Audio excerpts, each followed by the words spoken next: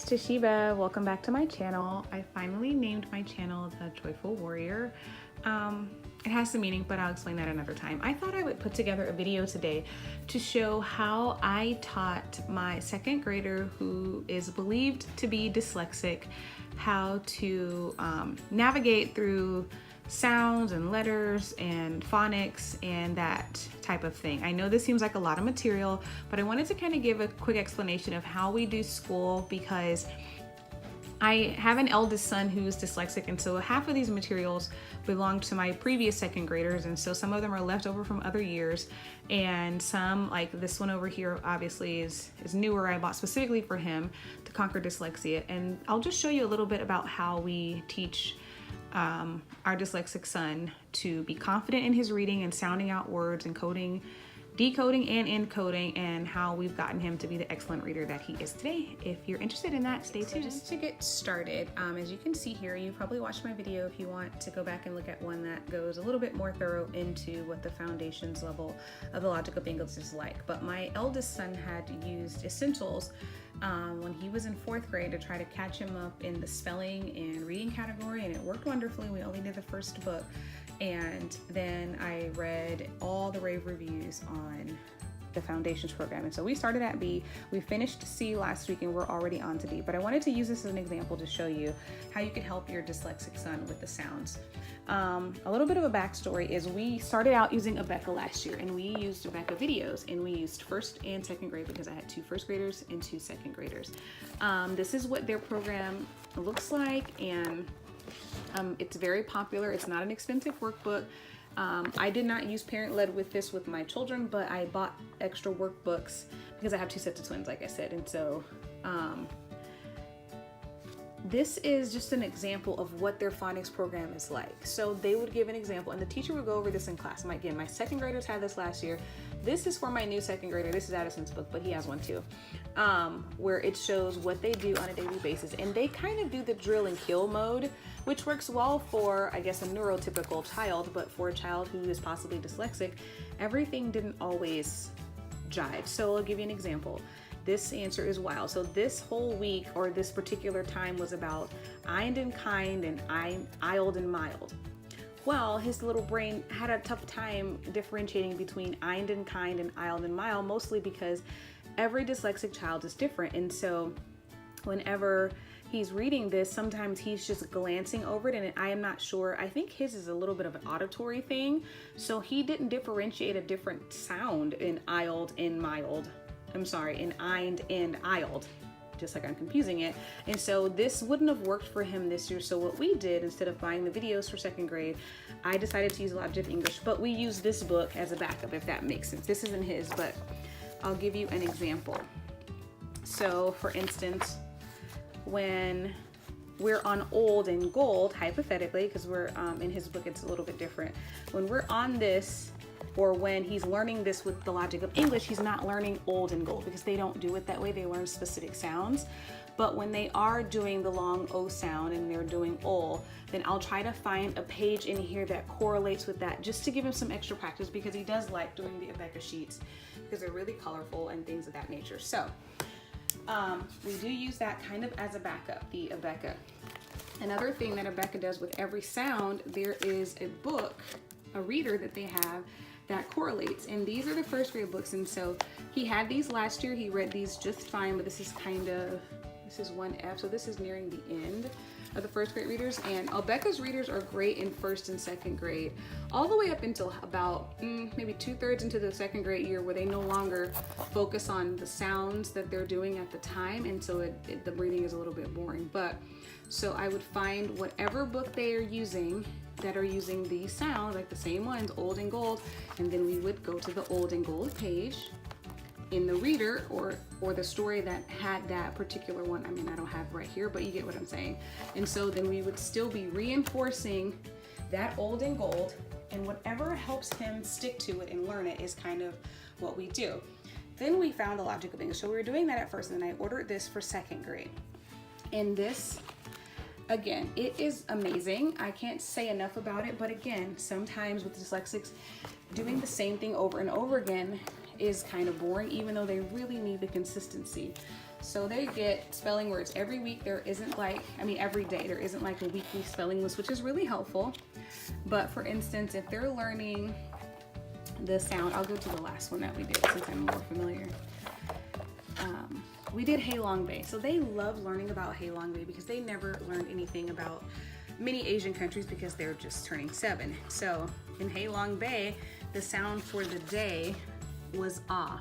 So he remembers that this is the ah in faucet from when he learned Abeka last year. But he had a hard time grasping that this was ah, 2-letter ah, that may not be used at the end of English words, but his twin sister gets it swimmingly.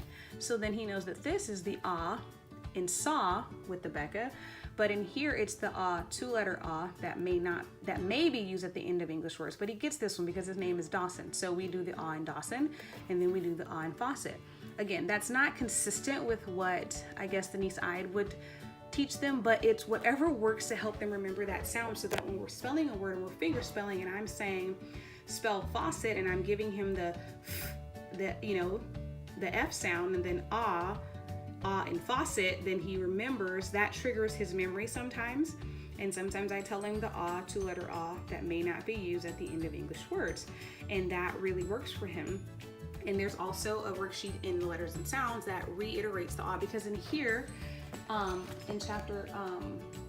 lesson 114, they don't always have something that reiterates that sound, which is kind of frustrating at times. But here's what they had in 114, just to give you an idea. There was laugh, and that's not the ah in faucet. So it was like, what in the world? Oh, no, I'm sorry, I'm on the wrong one. I take that last statement back. Where's 114? Sorry, I'm one-handed using my phone again. Okay, so then here's 114. And these are words that go with the little game that they play. But again, that has nothing to do with the ah in the 2-letter ah. Nothing. And this is this little reading that they read about Halong Bay. Again, nothing reiterating the sound. So all the times that they're teaching new sounds, or new phonograms as they're called, they're not always reinforcing them with the work that we do. And so in order for me to do that, we do 2 things. We go to the letters and sounds book, because we already had it, so we're not spending extra money. And we also will go and explode the code. And this is the beginning one that he did last year. But there weren't any here, but we have all the levels, as you can see over here. So if I can find it in one of the explode the codes, because they're really inexpensive, then I will go and use that to reiterate what they learned. I'm sorry about the sound, that's the guinea pigs making a bunch of noise. Anyway, so then we'll reinforce that. And then another thing that we do is the Good and the Beautiful. Obviously, you guys have seen it on my page. It didn't work as the way that I thought it was gonna work, but how we've been using it is okay, so now with the Good and the Beautiful, we just got this in the mail, so I'm gonna keep using this because what I've learned is over the past year, doing multiple things. At first I thought when we used Abeka exclusively last year that I could never use multiple things, and I just thought it would be too overwhelming. But what I've learned is that my dyslexic son really likes variety, even though it's kind of that catch-22 where they really need consistency, but they also need variety, if that makes any sense at all. And so putting all these things together, we don't do one every day. We will do this one 3 days a week. We will do this one probably once or twice a week, depending on if we can find a comparable phonogram sound, and he really likes that one. He's not liking it now that we're getting into the grammar aspect, but this also helps with his writing because it only makes him write 2 or 3 sentences a day, where the language version of the letters and sounds has him writing quite a few sentences. So we go between those 2 in terms of writing, and this is language arts. And so I'll give you an example of how I also encourage. So the reason I keep using Good and the Beautiful, one, that it's really affordable, but 2, what it had done for his twin sister, my only daughter, is take her reading level from, she was 6 years old at the beginning of the year. She caught on to Abeka very quickly, and it took her reading level from a regular old first grader, which she was 5 and 6 in first grade, into a 4th, 5th grade reading level. And I have a 5th grade son, and my daughter reads just as well, he's the dyslexic one, mind you, as he does, if not better, in fluency. And that fluency came directly from the Good and the Beautiful. So I don't use it as a specific language arts curriculum in terms of all of the details and all the things that it comes with, but I do use it to increase fluency. And because they have the words broken up, this is the first level. The second level is broken up mostly by syllable, which is very helpful. But this, they can see, and this helped my dyslexic son, who was older. He had level 3, and so he was able to increase his fluency by just, look how easy this is. So yes, this is first level, but this could be for any level if you want to work on fluency. So I have boys, and I'm a boy mom, and the one daughter, right? And so my son would read everything like this: I like the good food too. And you'll learn about dyslexics with the encoding and decoding that sometimes they may be able to decode the word but then not understand the sentence because of how choppy it is. Well, what this did for us is we would read this, and because I have boys, they are competitive. So there was a couple of sections in the second level book that had time it. You guys know that if he's Good and Beautiful. Well, I would time him to see how he could do the first time, and then we would do. But unlike the way that Janique created it was to do it at intervals in the beginning, the middle, and the end, what we found is that if we let them do it multiple times in a row going against each other's time, that everybody was doing school in the evening trying to win the race of who could read these words and say these sentences. Now we were doing level 2 all together and do all of these things the fastest. So today they did the same thing because we have this book and it's not on the computer. So they were able to read all these words, the one who's just turned 7 and dyslexic, in 5.8 seconds. At first he started out at 13 and then 10 and then 5. And so it's not about the speed, we know that, but because it encourages him to compete with his brothers, then we go back after the test and we take off 1 second if you get any wrong, and then he has to read them slowly and then read them in his mind and then read the game. So we read this entire page about, I don't know, 10 or 20 times, and it was fun. We did it all within 5 minutes, but because it was a race and he had fun, he always goes first, because I want to encourage him to be confident because his brothers were a lot faster. But he actually beat his brothers a couple of times in doing, the ooh. And so what we learned in Logic of English is that the double O sound makes ooh, oh. And so because of that, we knew that these words would be ooh, or oh. Well, they didn't have any of the in book, so he was like cool with that. But it encourages so much fluency. And let me tell you, he's in 2nd grade and they're great skip because we started homeschooling after they've been to private school.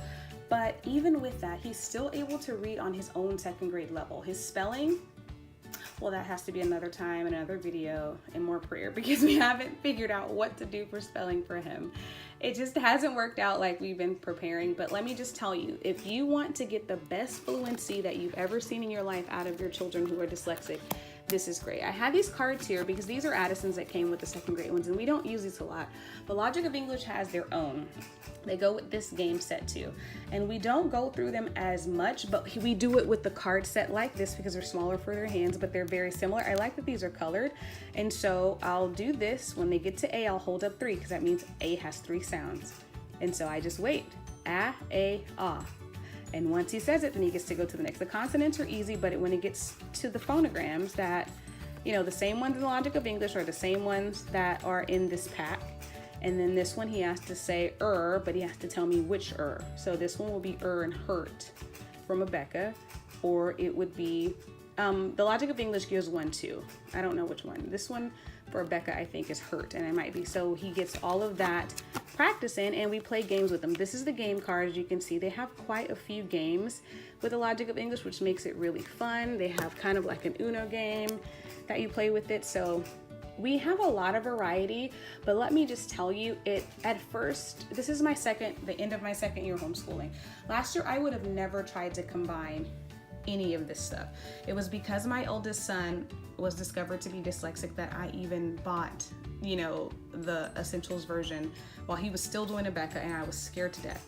But I really had to pray about it and ask God to help me because we were really struggling with the idea that he was behind. Even though homeschooling there's no such thing, but we knew that he would eventually go back to school. But this has helped my 6-year-old, he's 7 now, I keep saying 6, he just turned 7 in March. But this has helped him tremendously. He has none of those insecurities that my eldest had because he's not being compared to anyone. But at least we have the wisdom from my eldest to know what to do with him now or what not to do, if that makes any sense. And of course, level 1 reader, he reads this one, and come on guys, this is wonderful because yes, it's below level. He also loved reading every Biscuit book last year, but at the beginning of the year, if you're not familiar, I didn't bring any down, but Ricky Ricotta was the series that he read for second grade. And my dyslexic son, that was the series that he read in second grade as well. So he was very impressed with himself that he could read that after having, again, all of these things work together. And I'll just show you a little glimpse of this because the video is getting a little bit long. But this is from Costco. You can see it wasn't very expensive. I tabbed off a place so you can see how to reinforce. So if he gets tired of one book, it's not like he can completely avoid doing blends, because we do, Logic of English doesn't do blends very much, but I think it's still important for him to understand because his is more of an auditory functioning thing when it comes to dyslexia. It's really auditory. Sometimes I can say something to him like as simple as cat, and he might hear that, and I don't understand how, but I don't get onto him like I used to my eldest because I've learned that maybe it's auditory. And so if I say what's missing here, what is this, and it has the picture and it says star, then he always says S, and I have to say, what is the blend? What are the two letters that begin with star? And I have to, and Abeka's ironically is in star, and then he will automatically know that it's ST. It takes him a while, but I have to constantly repeat it. And you know what really helps? If I tell him to repeat it to himself a couple of times so that he can hear the sounds coming from his own ears. And this is also how we do reading comprehension, because he can't do the read and think sheets yet like my daughter can. But he's making his way because he has very high comprehension skills, considering that he doesn't always understand what I'm saying. But when he reads to himself, even out loud, it's really good. And so I am very proud of him and the progress that we've made this year using all of these things, when initially I was not in this vein at all. So I will say that if you're a new homeschooler, don't be afraid to try new things. This does seem like a lot. Again, this was the only thing purchased for this school year. This right here and that right there. Explode the Code, we bought these for my eldest, and he never got through all these levels. And you know, because they're like, I don't know, $4 or $5, it wasn't a big deal. This came from my other sons. You saw his name was written in, and I had like one extra copy, and then I made some copies out of here. These readers came from his old curricula when he was in first grade, and we just purchased this the other day. And this is actually going to be for next year. We had the free version of the PDF on the laptop. So I'm just wanting to encourage you guys that if you have a child that's dyslexic, that there's so many things out there. I'm even thinking, depending on how the summer goes, I'm not sure what we're gonna do for language arts next year. We're gonna for sure complete this, and level D we're in right now, so we'll probably finish half of it. But for the second half of the year, I'm praying about now what we're going to get for him for third grade, because it's time to get into some more intense writing and things of that nature. So I'm torn between, I'm just probably gonna wait, but I'm actually thinking about getting either Essentials in Writing, because my eldest really enjoys that and it's really simple. But we've been doing some grammar in here that is on second grade level with nouns and verbs, and he's catching on very quickly. I'm so surprised. So I don't want to give him the benefit of the doubt. Well, I do want to give him the benefit of the doubt, but I don't want to assume that his understanding is off just because he's dyslexic, because that's not been the case. So I hope this is helpful for you guys. This is just what we're using right now to help my son who's dyslexic, and it has been working swimmingly. If you guys have anything that you're using that's working, please put them down below in the comments. I am, sorry, I get off, considering using All About Reading. I don't need to use All About Reading, but we also started at the beginning of the year with some of those readers that we purchased used that he read really quickly. But I did not enjoy All About Spelling, and we've tried it, level 1. I may revisit it because maybe at the time, him being 5, it was too soon. But the only problem that we're really having is with spelling at this point, but with reading and all the resources that we have here, we're doing really well.